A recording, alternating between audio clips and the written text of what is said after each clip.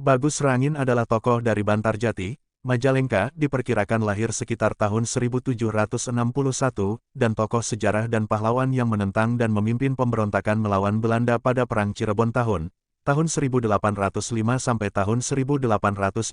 Bagus Rangin berasal dari Demak, distrik Blandong, Rajagaluh. Sekarang Rajagaluh menjadi kecamatan Rajagaluh, Majalengka, yang terletak di kaki Gunung Ciremai.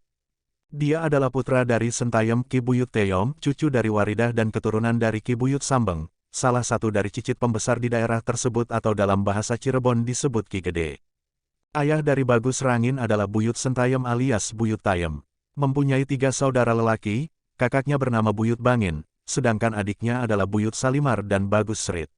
Bagus Rangin mempunyai 3 orang saudara, kakaknya bernama Buyut Bangin dan kedua adiknya bernama Buyut Salimar serta Bagus Srit. Bagus Srit juga menjadi pejuang melawan penjajah. Ki Bagus Rangin bukanlah raja atau pahlawan yang setenar Pangaran Diponegoro dan lainnya. Perjuangannya sangat luas dalam melawan penjajah. Mulai dari Cirebon, Majalengka, Indramayu, Kuningan, Subang, Sumedang hingga Karawang. Lebih dari dukungan 40.000 orang rakyat berada di belakang beliau mengikuti pergerakan melawan penjajah. Akibat perlawanan yang dipimpin Ki Bagus Rangin, Belanda menderita kerugian yang besar. Bahkan Belanda sampai meminta bantuan pasukan di Banda Aceh dan Portugis untuk melawan pergerakan Ki Bagus Rangin. Ki Bagus Rangin berhasil menghimpun kekuatan rakyat untuk menumpas para penjajah Belanda di tanah Jawa Barat. Salah satu peran penting Ki Bagus Rangin ketika terjadinya Perang Kedongdong, disusukan Cirebon. Pada abad ke-19, tekanan kolonialis di Jawa semakin menguat terutama ketika berkuasanya Herman Willem Daendels dan Thomas Stamford Raffles yang menerapkan berbagai kebijakan politik radikal.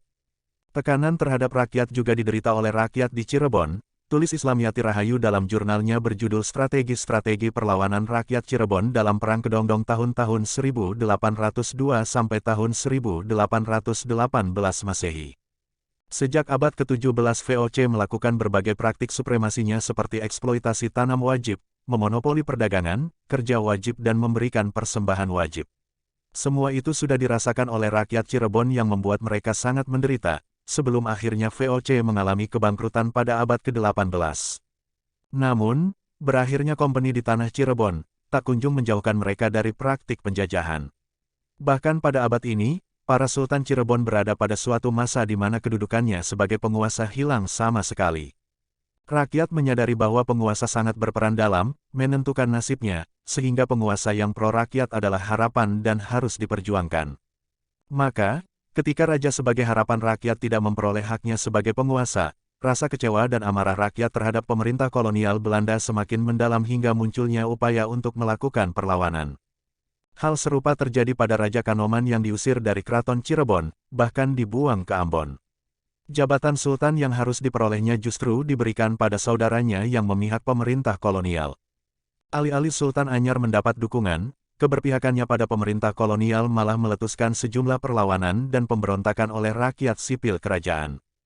Perlawanan tersebut tidak terjadi setiap tahun namun terdapat 2 periode perlawanan, pada periode tahun 1802 sampai tahun 1812 Masehi yang dipimpin oleh Bagus Rangin dan pada periode tahun 1816 sampai tahun 1818 Masehi yang dipimpin oleh Bagus Jabin dan Bagus Srit.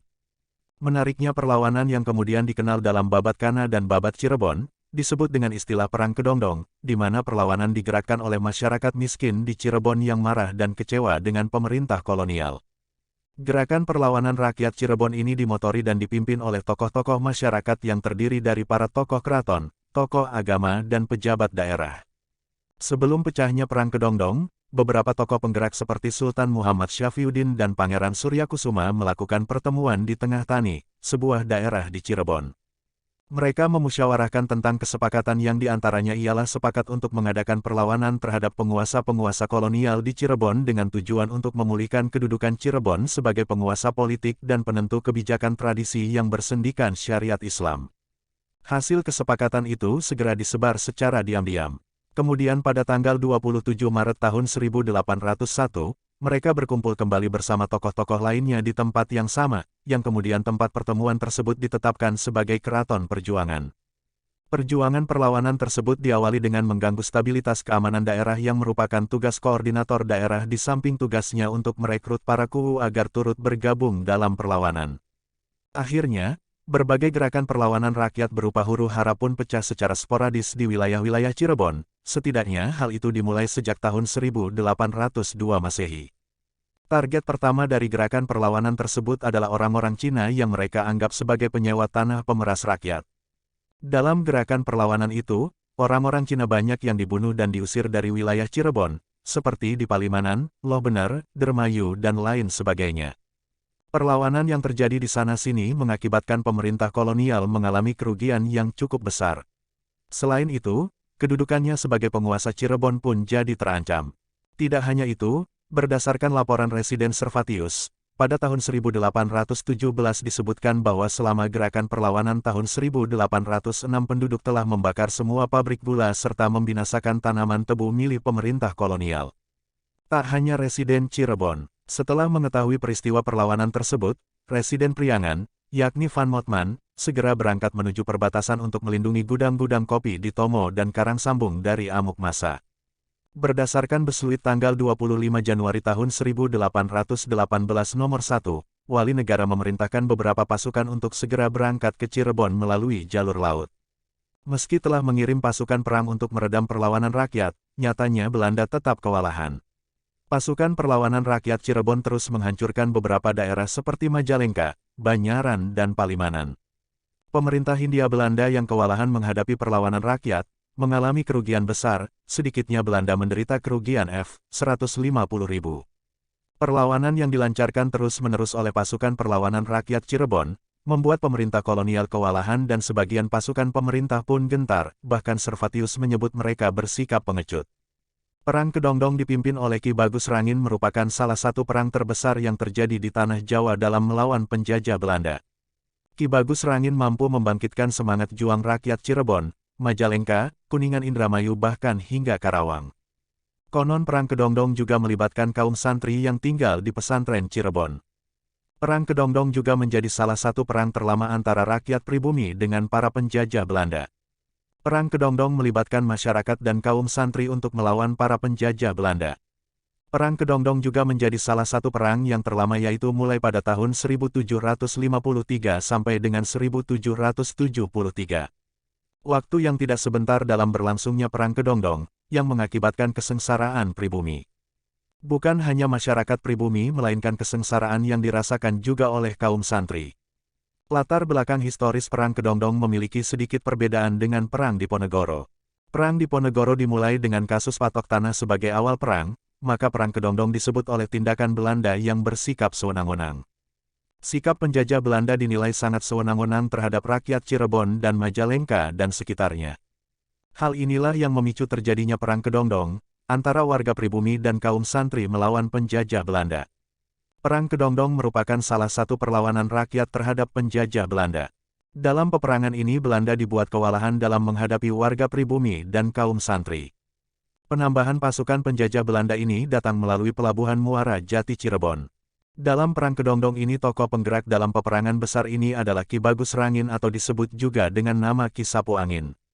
Ki Bagus Rangin bersama dengan saudaranya yang lain menjadi motor penggerak dalam perjuangan masyarakat. Ki Bagus Rangin mampu mengkoordinir rakyat untuk berjuang melawan para penjajah Belanda. Ki Bagus Rangin miliki kesaktian luar biasa, salah satu tokoh sejarah sesudah masa Sunan Gunung Jati. Rakyat Cirebon, Majalengka, Kuningan, Indramayu bersatu untuk melawan para penjajah yang bertindak semena-mena. Mereka tidak gentar melawan penjajah meski Belanda terus menambah pasukan, yang dikirim melalui pelabuhan Muara Jati. Terjadinya Perang Kedongdong yang sangat dipertanyakan oleh Belanda sehingga diarsipkan dalam tulisan naratif deskriptif oleh Van der Park. Perang Kedongdong termasuk dalam perang skala nasional, namun tidak banyak disebutkan dalam catatan sejarah nasional Indonesia. Perang Kedongdong hanya dituliskan dalam beberapa sejarah lokal saja, tidak seperti Perang Diponegoro dan perang lainnya. Akan tetapi ini perlu diambil hikmahnya, rasa nasionalisme yang perlu ditanamkan oleh para pendahulu kita. Mereka para pendahulu kita tidak takut berperang melawan penjajah walaupun dengan alat yang seadanya. Itulah sekilas tentang sejarah Perang Kedongdong, yang melibatkan rakyat Cirebon, Majalengka, Kuningan, Indramayu dan juga para santri di dalamnya. Ki Bagus Rangin dikatakan dalam catatan sejarah Belanda bahwa Ki Bagus Rangin mampu ditangkap dan dihukum mati oleh penjajah Belanda. Namun dalam versi lainnya mengatakan bahwa Ki Bagus Rangin yang memiliki kesaktian yang tinggi, ia tidak pernah bisa ditangkap oleh penjajah Belanda.